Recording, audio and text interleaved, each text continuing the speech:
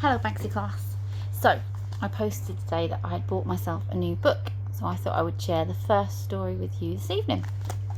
Now this is called The Great Outdoors. It's short stories by Enid Blyton, who's a very, very famous author. But this isn't a book with just one massive story, and to be fair, it's not massive, it's not too big. This is a book that has a contents page, which then shows us that we have several small stories. So I'm going to read you the first one, and it's called The Little Fawn. Now fawn is like a little baby deer. Now I've chosen these because actually all of these stories are linked to animals, which they are living things, and that's going to be part of our science topic when we go back to school in September.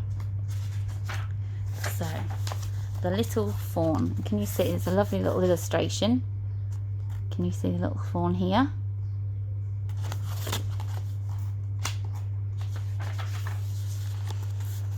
For days the sun had shone from a cloudless sky, and the oak leaves hung dry and dusty on the tree. The poppies flaunted their red frocks in the fieldside, throwing off their tight green caps in the early morning and flinging down their red petals at night, as if they really were too hot to wear anything at all. Butterflies of all kinds came to the pink and white bramble flowers on the hedgerow, and wasps and bees hummed from dawn to dusk. The hedgerow was thirsty. The grass beneath was parched and brown. Everything wanted the cool rain. The pond water fell lower and lower, and the fish began to be anxious. What would happen if they had no water to swim in? The moorhens talked of going to the big river, but they were fond of the little pond, and so they stayed. And then, late one afternoon, the rain came. Great purple black clouds sailed up from the southwest and covered all of the sky. It seemed very dark after the brilliance of the summer sun. Then suddenly a flash of bright lightning tore the sky in half, and the startled birds flew to the hedge for shelter. Almost at once there came a loud peal of thunder that rolled around the sky and sent the young rabbits scampering back to their burrows in fright. And then, what a downpour! First came big drops that made wide round ripples in the pond and set the oak tree leaves dancing up and down. Then came a deluge of smaller drops, beating down faster and faster. The old toad crawled out from his stone and lay in the rainstorm, his mouth opening and shutting in delight as he felt the rain trickling down his back. Crowds of young frogs jumped out of the pond and hopped to the ditch for joy. The hedgehog found a sheltered place and curled up in disgust, for he didn't like the way the rain ran down his prickles and tickled him. Soon a delicious smell arose from the field and hedge, the smell of rain sinking into the earth. Do you know what they mean by that? Next time it rains, go outside and see if you can smell what that description is trying to illustrate, because I get it. I know what rain smells like when it hits the ground. And you get a nice grassy and earthy smell. So next time it rains, which will probably be soon, given our weather report, see if you can smell the earth. All the animals sniffed it. It was good. In their ears sounded the rippling and gurgling and the splashing and the dripping of the rain. They heard every plant drinking greedily. They heard the excited moorhens scuttling in the rain and over the pond. It was a glorious time. The clouds grew blacker. The lightning flashed again, and the thunder growled and grumbled like a great bear in the sky. And just as the storm was at its height, there came the sound of tiny galloping hooves. They sounded through the pattering of the rain, and all the rabbits heard them and peeped out of their holes, the rain wetting their fine whiskers. The toad heard them too, and he crawled back quickly to his hole. He did not wish to be trampled on.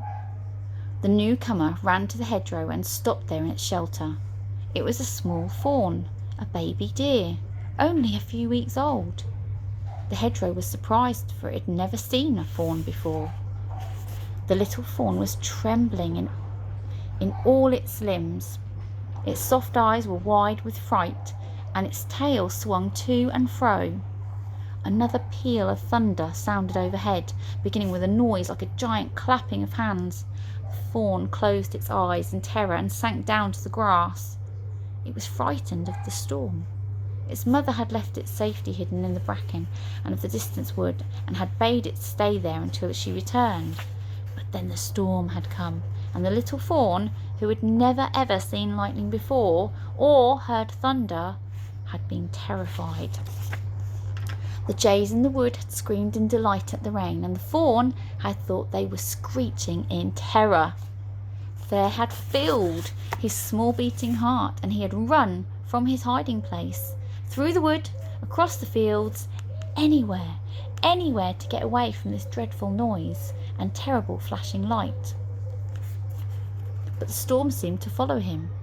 The rain came and lashed him, beating into his eyes.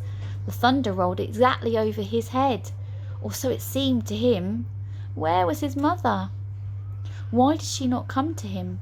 He was so frightened that his legs would no longer carry him, and he sank down on the grass beside the old hedgerow. He made a little bleating sound, and the old mother rabbit, who had heard many young animals crying for their mother, looked out of the hole nearby. She saw the frightened fawn and was sorry for him. She ran out of her burrow in the rain and went up to the panting fawn. "Don't be afraid," she said. "It's only a thunderstorm. It will pass. Be glad for the good rain, little creature, and lick it from the grass. It will taste so good." The fawn looked at the soft-eyed rabbit and was comforted. It was good to see another creature near him, one that was not frightened.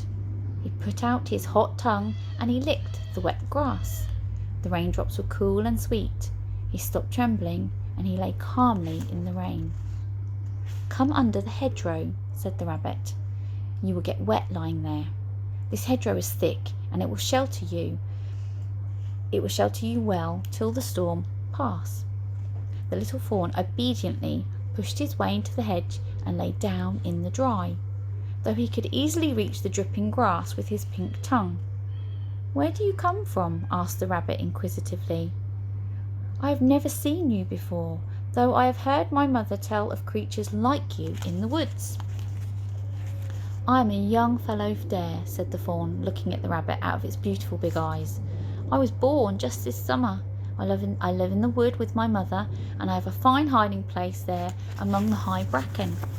There is no bracken here, or I would show you how well I can hide underneath the big green fronds."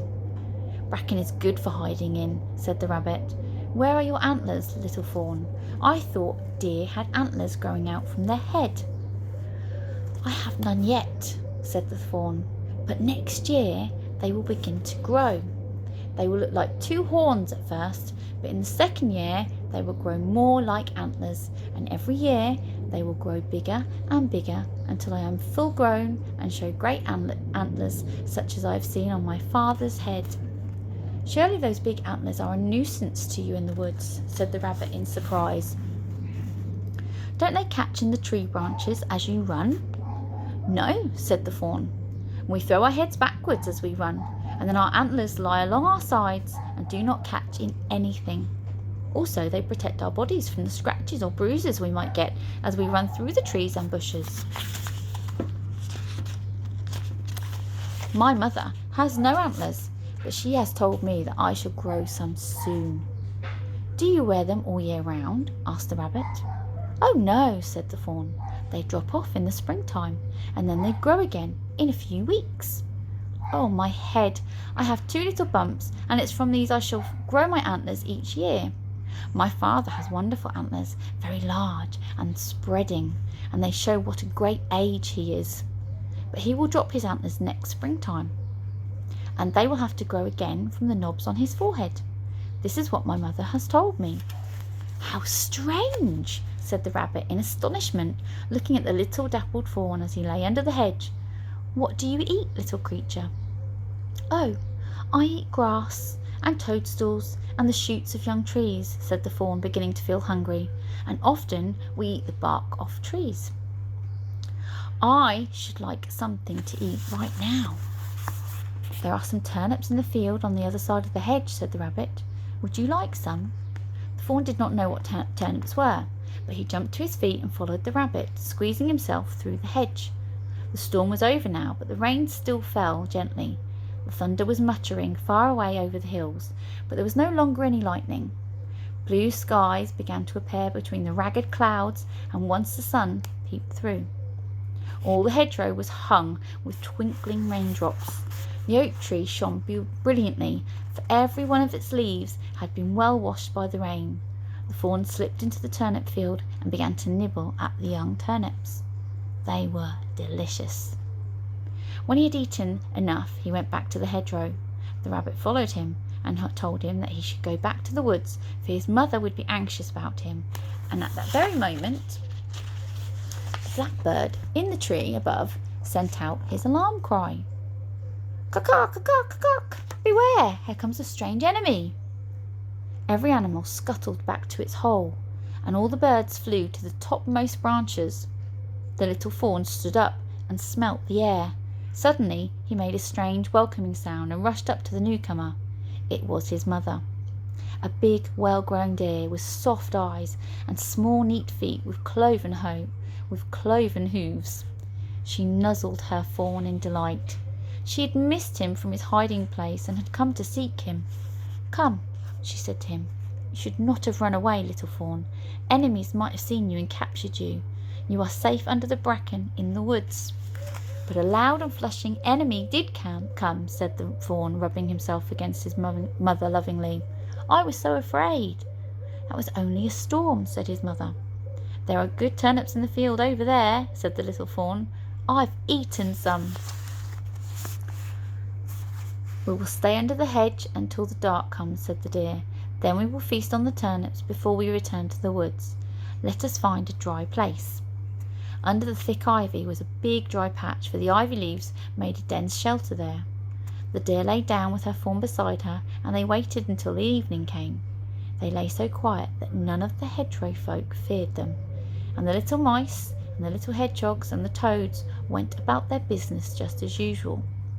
After they had fed on the sweet turnips, the little fawn called goodbye to the old rabbit, who had been so kind to him, and then in the soft blue evening time the two trotted away to the woodlands. "Come again," called the rabbits, who liked the gentle deer. "Come again and share our turnips." And that's the end of our first little story. I really liked it because actually it gives us lots of information about baby deers. From this little story, we know that they grow antlers, we know that they shed them every springtime, and we know that only male deer grow the antlers. So, for a lovely little story, it holds lots of information too. Also about what they feed on as a living thing. So, in our next story, I think it's going to be the same sort of thing. I think it's going to be a lovely story, but it's going to give us lots of lovely information. So next time I read, I might even have some questions for you.